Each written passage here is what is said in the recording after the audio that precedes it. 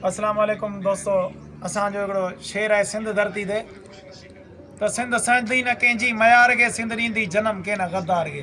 शाइरनि त सच लिखियो आहे, पर हीअ जेके असांजी सिंध में गद्दार हींअर धणी थिया वेठा आहिनि, इहे ॿाहिरां जनम वठी आया आहिनि, सिंध जा ॼाया न आहिनि। सो फ़क़ीर चवे थो, सिंध सहंदी न कंहिंजी मयार खे, सिंध ॾींदी जनम के न गद्दार खे।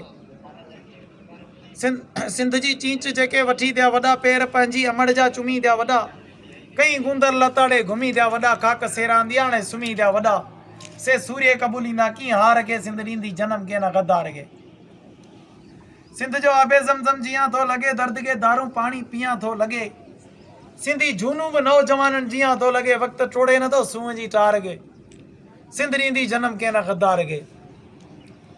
सिंध ॼाणे हलण शोले मथां, सिंध जी ॻाट ऊची आहे टोले मथां। सिंध ईअं आहे दुनिया जे ॻोले मथां, भरत जीअं भरियल तुंहिंजे चोले मथां। पई दुनिया सिके तुंहिंजे दीदार खे, सिंध ॾींदी जनम के न गद्दार खे। सिंध जी न्याणी मलीरी हुजे, लोही तंहिंजी तोड़े लीरी हुजे, करे बगड़नि जा चिथड़नि सां चीरी हुजे, कान झुकंदी जे आॾो अमीरी हुजे, ऐं कोन सहंदी गैर जी गार खे, सिंध ॾींदी जनम के न गद्दार खे। तुंहिंजो मज़दूर पोरियो पगर सोनवा, सिंध जा हारी तुंहिंजो हलर सोनवा। मुंहिंजे मारुड़नि जो वलर सोनवा, सिंध जो पोठो कारो कलर सोनवा। इहा आहे ख़बर सारे संसार खे, सिंध ॾींदी जनम के न गद्दार खे।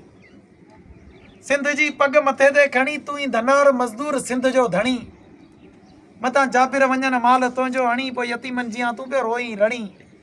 भोग भाई मथां टालपुर जी गुफ़्तार खे, सिंध ॾींदी जनम के न गद्दार खे। सो इहो सिंध जे हवाले सां शेर तव्हां दोस्तनि जे आॾो रखियोसीं। उमेदु आहे तव्हांखे पसंदि ईंदो। अस्सलाम वालेकुम।